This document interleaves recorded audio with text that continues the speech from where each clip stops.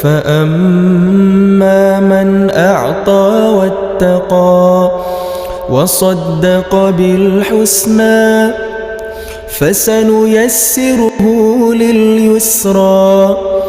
بسم الله الرحمن الرحيم. السلام عليكم ورحمة الله وبركاته.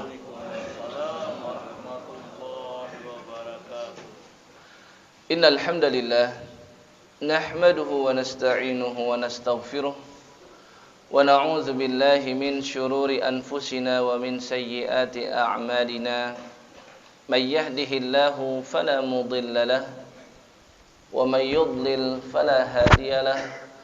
اللهم صل على محمد وعلى آل محمد كما صليت على آل إبراهيم وبارك على محمد وعلى آل محمد كما باركت على آل إبراهيم في العالمين إنك حميد مجيد.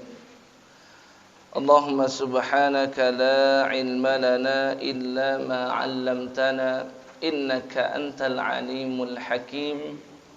وعلمنا ما ينفعنا وانفعنا بما علمتنا ربنا زدنا علما وارزقنا فهما آمين يا رب العالمين. Thumma amma ba'du. Baik, pada sore hari ini kita lanjutkan hadis nomor ke-53 daripada kitab Riyadhus Shalihin, dan ini merupakan hadis yang terakhir dari bab sabar. Ya, saya ulangi, ini adalah hadis yang terakhir dari bab yang sabar. Sehingga berikutnya kita masuk kepada bab yang keempat, yaitu bab tentang kebenaran. Ya. Hadis yang terakhir ini sedikit panjang dan ada sedikit kisahnya, dan pelajaran yang bisa kita ambil sangat banyak dari hadis ini. Di sini saya akan bacakan dan ceritakan sedikit ya tentang kisahnya seorang sahabat Nabi sallallahu alaihi wasallam yang mulia yang bernama Abdullah bin Abi Aufa. Ini sahabat yang meriwayatkan hadis. Ya, mungkin kita jarang mendengar namanya ya. Abdullah bin Abi Aufa. Ya, ini salah seorang sahabat yang wafatnya terakhir. Ya, bahkan kalau dilihat dari segi domisili beliau yang ada di Kufah, beliau adalah sahabat yang terakhir yang wafat di Kufah. Ya, tapi kalau melihat dari keseluruhan, sahabat yang terakhir wafat itu adalah namanya Abu Tufail, dan dia wafat di tahun 100 Hijriah. Sehingga sangat tepat ketika Nabi sampaikan khairul quruni qarni, sebaik-baik manusia itu ada pada qarni. Qarni itu kalau kita terjemahkan mudah itu generasi, qarnun. Tapi secara hakikat qarnun itu adalah satu abad, 100 tahun. Jadi benar-benar ketika Nabi sampaikan qarni, yaitulah 100 tahun Hijriah. Ya, maka sahabat yang terakhir wafat itulah Abu At-Tufail. Ya. Namun kalau sahabat yang wafat di Kufah, di Irak sana, maka dia adalah sahabat yang bernama Abdullah bin Abi Aufa yang kita bicarakan saat ini. Ada juga sahabat Anas bin Malik, pernah kita ceritakan sebelumnya ya. Beliau sahabat yang terakhir juga wafat, tapi di tahun 93 Hijriah. Nah, tapi letaknya beda, beliau domisilinya berada di Basrah, masih di Irak juga. Ya, karena setelah zaman Umar bin Al-Khattab, sahabat itu dipencar-pencar. Kenapa? Untuk mendakwahkan Islam di tempat yang baru saja ditaklukkan oleh Islam, untuk mengajarkan agama, untuk memimpin sholat, dan sebagai tempat untuk meminta fatwa. Maka sahabat dipencar-pencar. Semakin banyak jumlah kaum muslimin, semakin luas teritorial khilafah Islamiyah, maka dibutuhkan dan sebuah kedaruratan para sahabat dipencar dan dipisah-pisah. Nah, maka ada sahabat yang wafatnya di Mesir seperti Abdullah bin Amr bin As, ada sahabat yang wafatnya di Makkah, ada yang di Madinah, ada yang di Kufah, ada yang di Basrah, ada yang di Syam juga, dan di tempat-tempat yang lain. Nah, sahabat yang satu ini dia wafatnya di mana tadi? Di Kufah, di Irak. Ya, tahun sekitar 86 Hijriah. Ya. Beliau memiliki kunyah yaitu Abu Muawiyah, karena nama anaknya, nama putranya adalah Muawiyah. Ya, jadi memang kebiasaan para salafus salih mereka tidak meninggalkan yang namanya kunyah. Jadi nama orang Arab pernah saya sampaikan sebelumnya itu ada 3. Ya, nama asli sesuai akte lahir atau sesuai pemberian kedua orang tua. Nama yang kedua adalah nama kunyah namanya. Disesuaikan dengan putra atau putri anak yang pertama. Seperti Rasulullah SAW, nama anak pertamanya Al-Qasim, maka disebut dengan Abul Qasim. Seperti Sayyidina Abu Bakar. Seperti Sayyidina Umar, anaknya Hafsah, maka disebut dengan Abu Hafs. Ya, seperti Ali bin Abi Thalib punya putra namanya Hasan dan Husain, maka disebut dengan Abul Hasanain. Ya. Seperti Anas bin Malik punya anak namanya Hamzah, maka disebut dengan Abu Hamzah. Ya. Jadi ini bukan sembarang ini, ya. Begitu juga dengan Abu Umar gitu ya. Itu putranya namanya Umar. Itu tidak sembarang, ya, mengikuti Nabi sallallahu alaihi wasallam dan para sahabat, ya. Kadang itu kan ada orang yang suka menjelek-jelekan, ya. Itu ustadz yang abu-abu. Maksud abu-abu di situ apa? Nah, itu depannya abu-abu. Padahal itu kebiasaan Nabi dan para sahabat, ya. Seharusnya kita mencintai memberikan nama dengan kunyah karena Nabi melakukan dan para sahabat juga demikian, ya. Dan ini tidak mengingkari bagi yang tidak mau memakai abu, tidak masalah, ya. Karena ini sekedar sunnah saja, ya. Dan nama yang ketiga orang Arab memiliki namanya laqab. Laqab itu gelar. Seperti Abu Bakar laqabnya As-Siddiq, seperti Umar laqabnya Al-Faruq, seperti Rasulullah sallallahu alaihi wasallam dikenal oleh kafir Quraisy dengan Al-Amin, ya. Nah, ini Abdullah bin Abi Aufa, sahabat Nabi tadi, ya.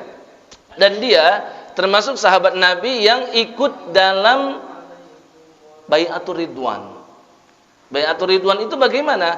Bai'at sumpah setia kepada Nabi sallallahu alaihi wasallam, dan pemicunya adalah ketika Sayyidina Utsman berhari-hari tidak kunjung pulang dari kota Makkah untuk melakukan negosiasi dengan kafir Quraisy di sana. Nabi SAW dari Madinah berangkat menuju ke Makkah, ingin apa? Ingin umroh di sekitar tahun 6 Hijriah. Sampai di suatu tempat namanya Hudaybiyah. Ternyata ditahan oleh orang-orang kafir Quraisy. Ya. Mereka itu, ya, mengatakan ini Muhammad dan kawan-kawan dan sahabatnya ingin menyerang kami. Katanya begitu. Ya, kalamnya begitu. Padahal itu kamuflase mereka saja. Dan Nabi bersama sahabat tidak ada yang bawa alat perang. Hanya kebutuhan-kebutuhan yang asasi saja dalam perjalanan seperti pisau, ya. Itu kan sangat dibutuhkan di zaman ketika itu, ya. Kalau sekarang kan kita di bandara itu dilarang bawa senjata tajam kan. Beda zaman. Zaman ketika itu perjalanan, ya, sangat jauh terasa, maka berhari-hari sehingga ada benda-benda dan alat-alat yang memang adalah kebutuhan asasi. Ya, mereka menuduh Muhammad membawa pisau, ini ingin ngajak perang. Perang dari mana pakai pisau, ya? Akhirnya apa? Rasulullah SAW meminta Utsman untuk, ya, negosiasi dengan orang-orang kafir Quraisy. Supaya apa? Kaum muslimin yang jumlahnya sekitar 1.400-an itu bisa masuk ke kota Makkah hanya ingin ibadah umroh, nggak ingin mengganggu. Ya, dan itu belum terjadi Fathu Makkah. Awalnya Rasul meminta kepada Umar, tapi Umar, ya, menolak, dan penolakan ini bukan bentuk pembangkangan Umar kepada Nabi. Hanya memberikan usulan yang jauh lebih baik, dan bukannya sifat pengecut Umar. Nggak ada ceritanya namanya Umar pengecut, betul Pak? Umar hanya mengusulkan kalau ingin negosiasi dengan baik, cari orang yang berpikirnya matang, jernih. Kalau Umar itu kan tegas, ya, dan dia kuat di sisi orang-orang kafir Quraisy dan didengar. Ternyata yang lebih tepat adalah Utsman. Umar mengusulkan, tapi Nabi itu dilematis. Utsman itu adalah menantu Nabi, ya. Di bawah Utsman itu ada 2 putri Nabi Muhammad sallallahu alaihi wasallam. Ruqayyah awalnya sudah wafat, diganti Ummu Kulthum. Maka Nabi khawatir nih kalau Utsman diapa-apain nanti sebagai seorang ayah mengkhawatirkan putrinya yang ada di bawah Utsman bin Affan. Tapi perintah Allah demikian, maka Nabi, ya, mempersilakan Utsman ke Makkah. Ternyata berhari-hari tidak kunjung datang. Maka ada isu-isu Utsman itu dibunuh di sana. Akhirnya apa? Nabi langsung meminta sumpah setia dengan 1.400 sahabatnya itu di bawah sebuah pohon, namanya makanya bai'atur ridwan. Bai'at ya disebut dengan dua, bai'at tahta syajarah, bai'at yang dilakukan di bawah pohon, ada juga disebut dengan bai'atur ridwan, dikarenakan semua yang hadir dan ikut di bai'at, mereka semua mendapatkan keridhaan dari Allah dan dijamin surga. Ya, maka Nabi sampaikan, la yadkhulun naro ahadun mimman bai'a tahta syajarah. Tidak akan masuk neraka seorang pun yang ikut sumpah setia di bawah pohon. Salah satunya siapa nih? Sahabat yang kita bicarakan, Abdullah bin Abi Aufa. Jadi ini sahabat yang sangat mulia. Ya, dia cerita bahwasannya Rasulullah sallallahu alaihi wasallam suatu hari ketika hendak bertemu dengan musuh, ya, kemudian beliau berdiri di depan banyak orang dan bersabda, "Ya ayyuhan nas, wahai segenap manusia." Ya, kata beliau apa? La tatamannau liqa'al adu. Janganlah kalian berharap bertemu musuh. Was'alullahal afiyah. Mintalah kepada Allah keselamatan, ya. Fa idza laqitumuhum, tapi kalau memang Allah takdirkan kalian berjumpa dengan musuh, fasbiru, maka sabar, ya. Wa'lamu annal jannata tahta dhilalis suyuf. Maksudnya bersabar apa? Tetap teguh dan bertahan, jangan lari dan kabur seperti seorang pengecut. Kita nggak cari musuh, tapi kalau memang berjumpa maka jangan takut, kata Nabi SAW. Kenapa? Karena sesungguhnya surga itu ada di bawah naungan pedang. Ya, ini bukan maksudnya anjuran untuk ya angkat pedang terus, bukan. Anjuran untuk berjihad, jangan jadi pengecut. Ya, ibarat apa? Kalau masih tetap hidup selepas perang, kita hidup mulia. Tapi kalau memang Allah takdirkan mati, maka mati syahid. Dua-duanya baik gak? Dua-duanya baik, ya. Kemudian Nabi sampaikan, ya, tsumma qala an-nabiy sallallahu alaihi wasallam, Allahumma munzilal kitab wa mujriyas sahab wa hazimal ahzab ihzimhum wansurna alaihim. Abdullah bin Abi Aufa ceritakan lagi, kemudian Nabi SAW berdoa, panjatkan doa kepada Allah, angkat tangan beliau dan menengadahkan kepala beliau. Beliau berdoa, ya Allah yang munzilal kitab, yang menurunkan Al-Quran, ya, wa mujriyas sahab, yang mengatur jalannya awan, dan juga hazimal ahzab, yang menghancurkan pasukan ahzab, ihzimhum, hancurkanlah mereka semua. Kemudian apa? Wansurna alaihim, berikanlah kami pertolongan. Hadis ini menunjukkan berarti ini kisahnya terjadi ketika perang apa, Pak? Tadi disebutkan hazimil ahzab. Hazimal ahzab, perang Ahzab. Masa kan nggak tahu perang Ahzab, Pak? Ya. Satu-satunya perang yang disebutkan di dalam Al-Quran dan menjadi nama surat. Tidak ada namanya surat Al-Badr, nggak ada. Perang Badar maksudnya kan? Tidak ada surat Uhud, ya kan?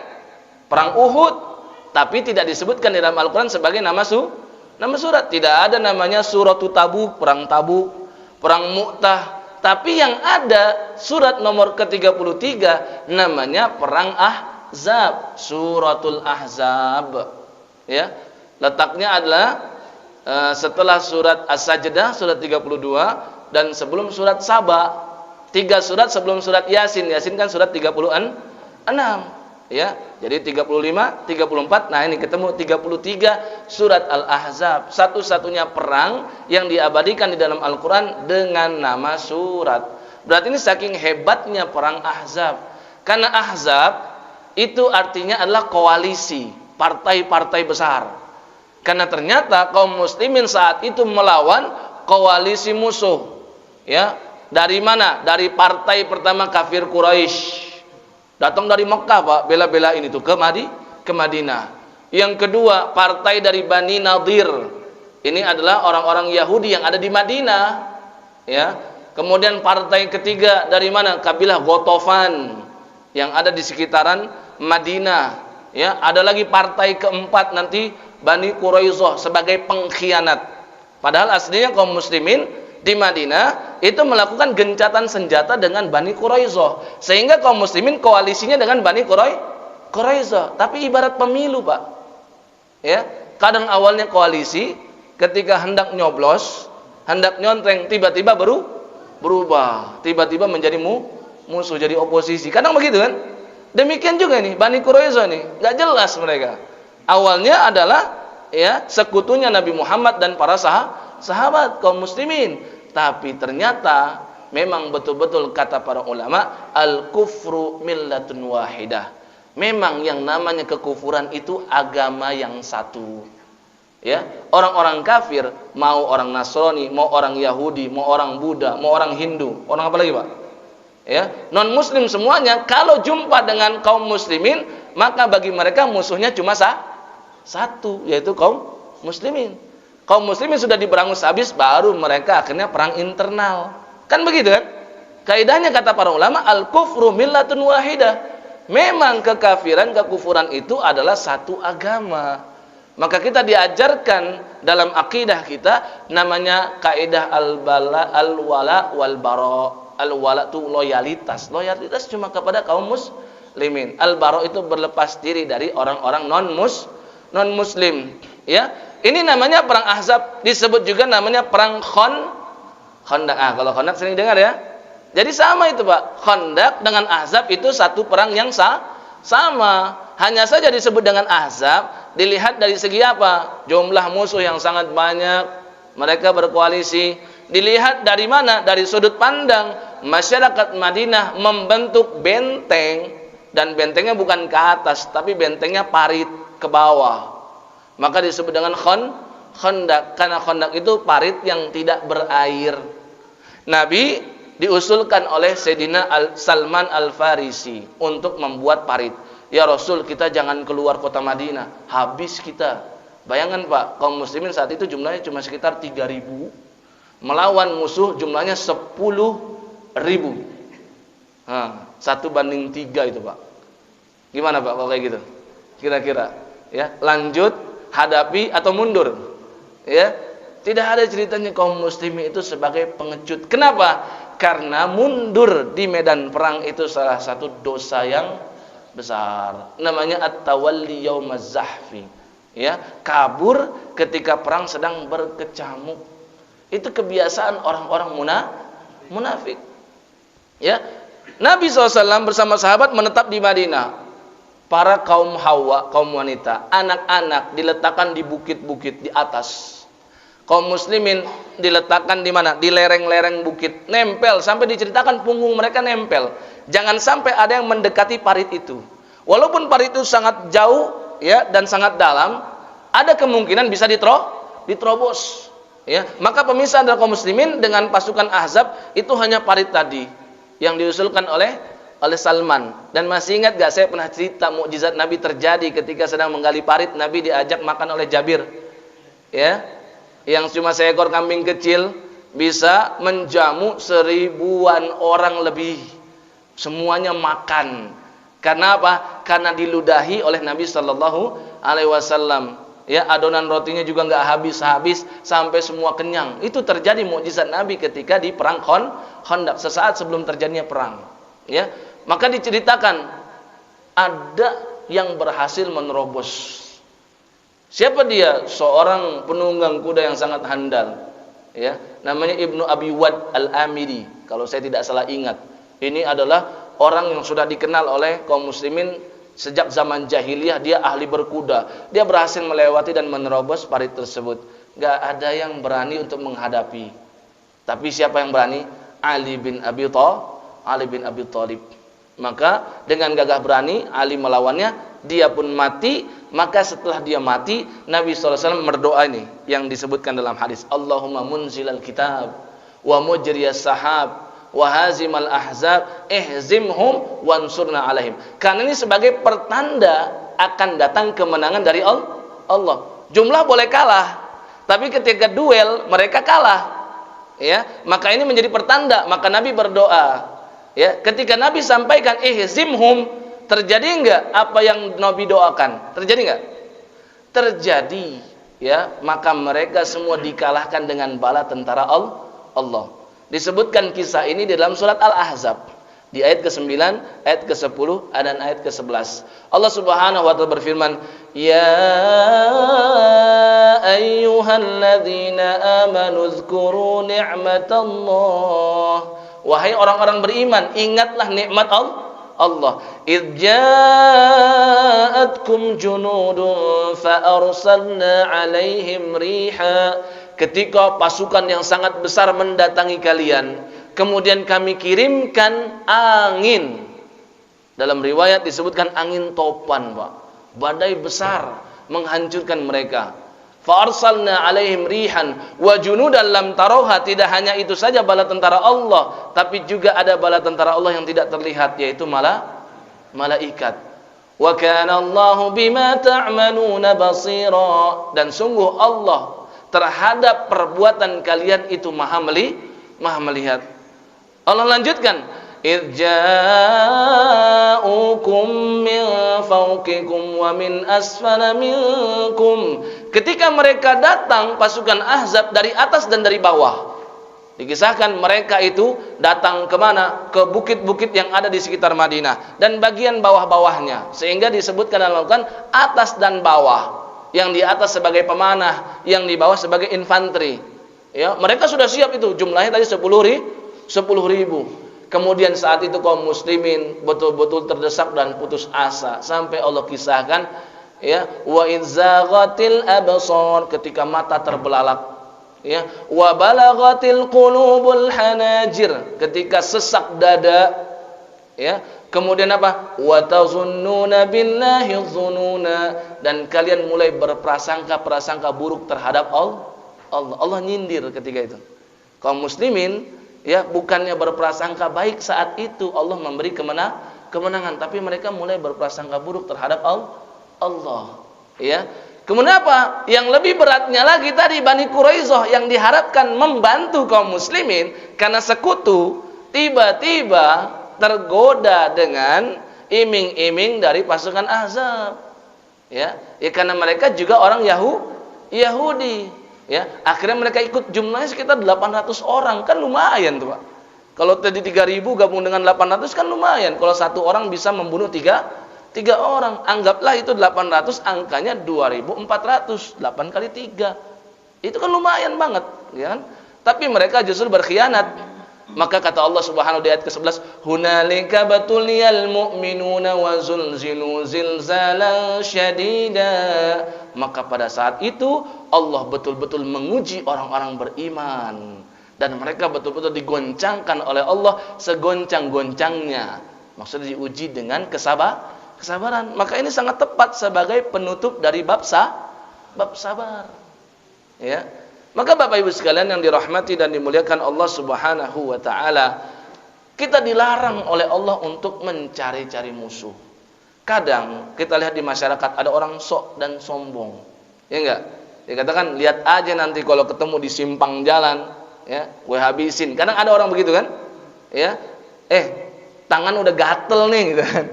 Udah gatel nih, udah lama gak mukulin orang. Kadang ada enggak orang-orang seperti itu? Itu dia sombong dan ujub, sama saja mencari-cari musuh. Dan ingat, Allah tidak akan memasukkan surga seseorang yang ada mithqala dzarrah, walaupun sebiji zarrah di dalam hatinya, yaitu al-kibr. Al-kibr itu kesombongan. Justru orang-orang munafik dulu selalu begitu. Ciri-ciri orang munafik, ketika giliran tidak sedang perang, gayanya itu besar, ngomongnya selangit, mengatakan, "Wahai Muhammad, kapan nih kita diajak perang nih? Ya, ini pedang udah diasah, ini panah sudah banyak, ini kan anak panah sudah kami buat, kapan nih perang?" Maka dijelaskan dalam surat An-Nisa ayat 77, ya, tentang orang-orang munafik. Di antara kata Allah Subhanahu wa taala, "Wa idza qila lahum," dikatakan kepada mereka, "Kufu aydiyakum," sabar, enggak usah minta perang. "Wa aqimus shalah wa atuz zakat," cukup dirikan salat dulu dan dirikan zakat, tunaikan zakat. Tapi giliran tiba-tiba akhirnya Rasul mengumumkan perang, ya, segera saat itu mereka meminta agar ditangguhkan perang itu, banyak alasan dan seterusnya. Itu adalah ciri orang munafik, ya. Dan hadis ini menunjukkan betapa sabarnya para sahabat Nabi Muhammad sallallahu alaihi wasallam dalam menghadapi ujian dan cobaan dari Allah Subhanahu wa taala. Ada pertanyaan? Tanya, Pak. Siap lawan musuh enggak? 1 banding berapa nih? Ya, sahabat tadi 1/3. Sebenarnya dalam syariat kita, Pak, itu boleh sebenarnya lari dari medan perang ketika ini ada beberapa poin ya rinciannya. Kalau musuh sudah lebih dari 2 kali lipat. Ya.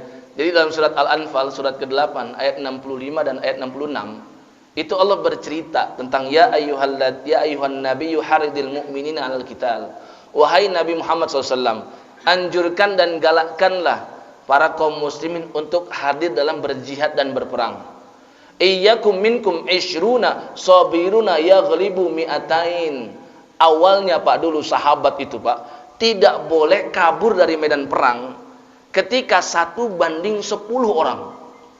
Bayangkan Pak, sahabat awalnya kata Allah tadi ya di ayat 65, iyyakum minkum, jika diri antara kalian ishruna sabiruna, ada 20 orang yang sabar, yaghlibu mi'atain, hendaklah mereka mampu mengalahkan 200 orang. 20 banding 200 itu berapa kali lipat? 10. Semenjak ayat ini turun, itu sahabat luar biasa itu. Mau 10 orang di depannya, habisin, lanjutkan. 9 orang apalagi, 8 orang, berani mereka. Kenapa? Dengan ayat itu mereka diwajibkan untuk tetap teguh ketika di depannya ada musuh 10 orang. Kalau sudah 11 baru boleh kabur. Awalnya begitu. Tapi Allah Maha Rahmat, betul Pak? Allah Maha tahu generasi setelah sahabat itu berbeda, kesabarannya berbeda, ya, tunduk terhadap perintah Allah juga berbeda. Apalagi zaman kita saat ini, penakut ini kaum muslimin saat ini. Ya, maka Allah ganti namanya dinasakh. Dalam Al-Baqarah ayat 106 ada namanya syariat nasakh. Ada satu perintah ya dilakukan, kemudian nanti ada perintah lain baik dari Al-Qur'an maupun hadis yang menghapus aturan tersebut. Maka aturan tersebut dihapus langsung di ayat setelahnya, ayat 66. Allah berfirman, "Al-ana khaffafallahu 'ankum wa 'alima anna fikum dha'fa." Mulai saat ini Allah memberi keringanan kepada kalian dan Allah Maha tahu kalian itu adalah lemah. Kata Allah apa? Fa iyyakum minkum mi'atun sabiratun yaghlibu mi'atain. Jika ada 100 orang yang sabar di antara kalian, hendaklah mereka mampu mengalahkan 200. Jadi berapa kali lipat? Hanya 2 kali lipat. Awalnya 20 versus 200. Di atas itu baru bolehlah lari. Tapi Allah dengan rahmatnya diganti. Ya, hukumnya jadi lain. Ya, 100 orang versus 200. Jadi kalau di depan kita 3 musuh, kita boleh lari gak? Boleh. Ada keringanan dan rukhsah dengan ayat ini. Tapi kalau cuma 2 orang, maka jangan ya lari dan pantang untuk menyerah. Wallahu a'lamu bissawab.